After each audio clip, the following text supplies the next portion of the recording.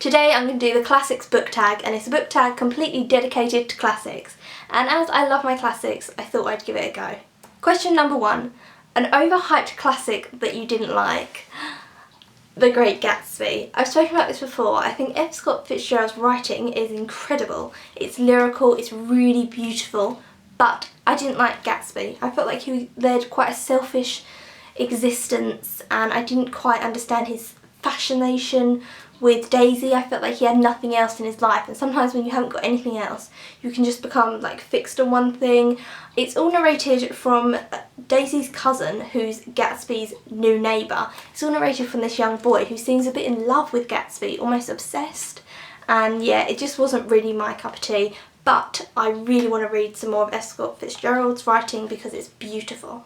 Question number 2. What's your favourite time period to read about? I'd have to say the 19th century, because you've got Mary Shelley, you've got the Brontes, you've got Dickens, you've got Wilde, and also because I like horror and like gothic literature, that's all there, because Mary Shelley wrote Frankenstein and Bram Stoker wrote Dracula, which you could say are like the two most iconic figures within horror literature and gothic literature, and they were written in the 19th century. And you've got Edgar Allan Poe also is in that time. But then the 18th century was good as well, because you had William Blake, Daniel Defoe, was he? I'm sure he was the 18th.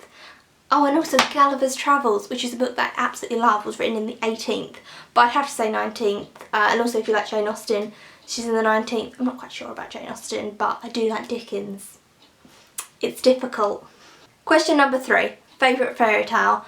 Now, I'm not actually a fan of fairy tales that much at all. I've read Hans Christian Andersen and I've read the Brothers Grimm, but I'm not overly in love with either of them. I've got Camille Rose Garcia's version of Snow White by the Brothers Grimm, and I love the illustrations, but I find the storyline in a lot of the Grimm stories very repetitive. It reminds me a lot of, do you remember Goldilocks and the Three Bears? It's like, this bed's too big, this bed's too small, this is just for all that. It reminds me of that, very repetitive, because it's meant for very small children, and so I'm not really a huge fan of fairy tales at all.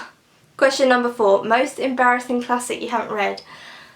Charles Dickens' Oliver Twist. I don't know why I haven't read this. I've read Charles Dickens' Hard Times, I think I've read Christmas Carol, The Old Curiosity Shop, which I love because Nell is just one of the best characters. But I haven't read Oliver Twist. I'm currently reading it though, and I really like it. I really like Dickens because I think it's very lyrical and it's got like rhythm within his writing, so it moves quite quickly. It's going to sound really cringy, but I do think Dickens is very poetic. It's almost like reading poetry. It sounds a little bit mental because it's not poetry. It's not written in like verse or prose, but it's like just that kind of flow of poetry. It's very beautiful. Question number 5. Top 5 classics that you want to read. Okay then. I've got Ivan Turgenev, maybe, he's a Russian author, and this is a short story collection, but I just want to read the short story First Love. It's basically about a man at the end of the evening, he's with a group of other men, they've all been drinking, and he decides to tell them about his first love. When he was 16, he fell in love with this very beautiful girl, but a lot of other young boys and men were in love with her, and she knew this, and she played all these men against each other to like dangerous, you know, consequences and everything like that, and it sounds very intriguing, and I just like those stories where it's just someone talking about their life, that's it. I don't know, it might not be very interesting to other people, but to me it is, so I'm excited to read that. Virginia Woolf, just anything by Virginia Woolf, but To the Lighthouse, still haven't read this. Something about her I just don't get. Gustave Flaubert, Madame Bovary. Plato, Defence of Socrates, really want to read that. And then I'm reading this month, which is Dante's Inferno, you know, all that hell stuff he wrote about basically. Question number 6, favourite book or series based on a classic. I've read a lot of these, you know, classic retellings and stuff like that. I don't like them. Sorry, I don't like any of them. I like Wicked, which is based on The Wizard of Oz. It's very loosely based because obviously it's about the Wicked Witch, but that's the only one. I've read a lot and they're just not my thing. I think when the classic is a really good classic that you like, it's difficult for anyone else to do anything with it or interpret it in any way. Unless they completely change it, it's very difficult. And if they kind of set it in the future but then it goes back in time into the old world that the classic has within it, it's very difficult to like it. Because I read classics because I like quite poetic language within my books, modern literature that I've read of retellings doesn't have that. It doesn't have that beautiful language, and so it's difficult to like it. Question number 7. Favourite TV series / film based on a classic? I like the Romeo and Juliet version with Leonardo DiCaprio, which is obviously the original language and everything like that, but set in modern day. I really like that. And I also like James and the Giant Peach by Roald Dahl. That was made into a film quite a long time ago now, and the beginning of it uses actors and everything like that, but when they go into the peach, it's all like kind of animation, but maybe claymation as well. It's really good, so they're my top 2. 8. Worst classic adaptation. I would have to say Mary Poppins, but I really like the film. I think the film on its own of Mary Poppins by P.L. Travis, but obviously Disney did it, the film on its own is good, but then once you read the books, it's completely different. And it's very famously known that P.L. Travis hated the Disney version, and so that's not my Mary Poppins. She didn't like that Mary Poppins was flying around so much and there was so much like magic, which is in the books, but she thought it was overplayed. Didn't like that Julia Roberts sang, because she didn't think Mary Poppins would ever be cheery and sing like that, and they're completely different works. Question number 9. Favourite editions that I'd like to buy more from. I'd like to buy from Persephone, which is books that are out of print, and also there's a lot of women's work. There is men's work in there as well, but it's women's work because obviously in the past women didn't get published as much, so it's just giving them kind of a light and stuff like that, which I think is really nice. I also really like Penguin's Great Loves. I just think they're really cool. As you can see, the spines are really beautiful, and they all have like a minimalist drawing. So got that one there.